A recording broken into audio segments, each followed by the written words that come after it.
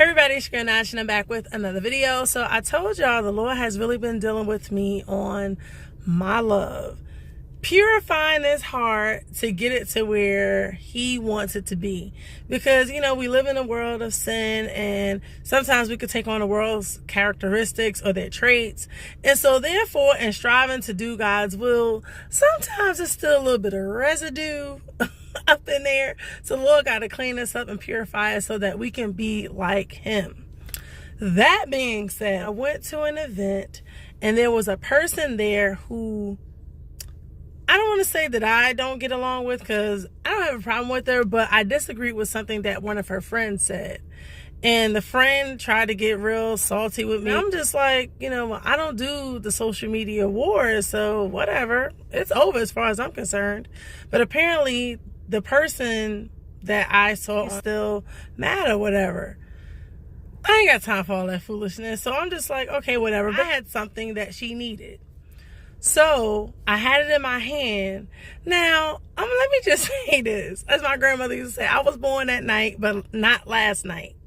So I extended the thing that she needed. And instead of, you know, just, oh, thank you, it was, you know, a snatch and grab. So I chuckled to myself, and I was just like, okay, God, if that's how she needs to express herself, then go ahead. Like, I'm not about to argue with you right now or go back and forth. It is what it is. Okay. Because, God, you could deal with her better than I can. And I let it go.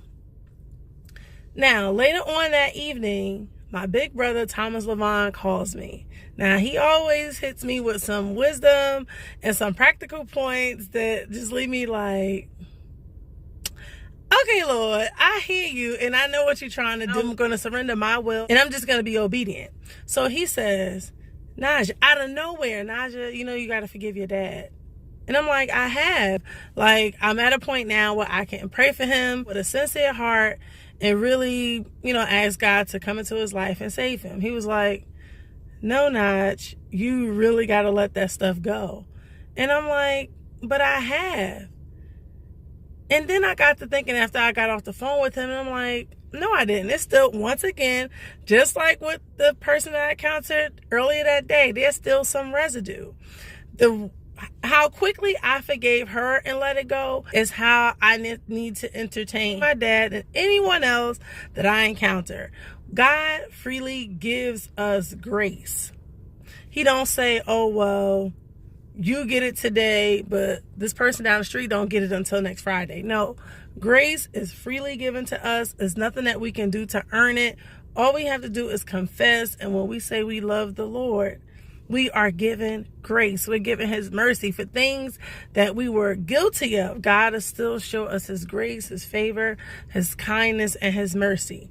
Therefore, if I say I love God, y'all knows I love me some Jesus, then I cannot extend grace on one person and not extend grace for somebody else. Or as quickly forgive one, quickly forgive another. God is no respecter of person, and neither can I. Listen, y'all may be like, oh, well, that's easy. But for me, as I said, still some residue, but I'm trying.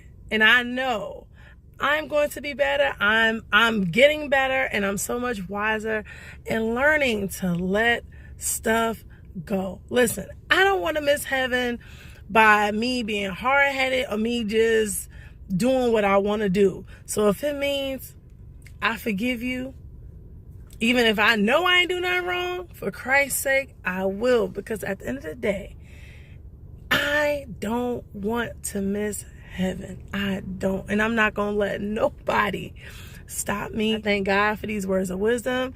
I thank God for pricking my heart. And I will see y'all on the next video.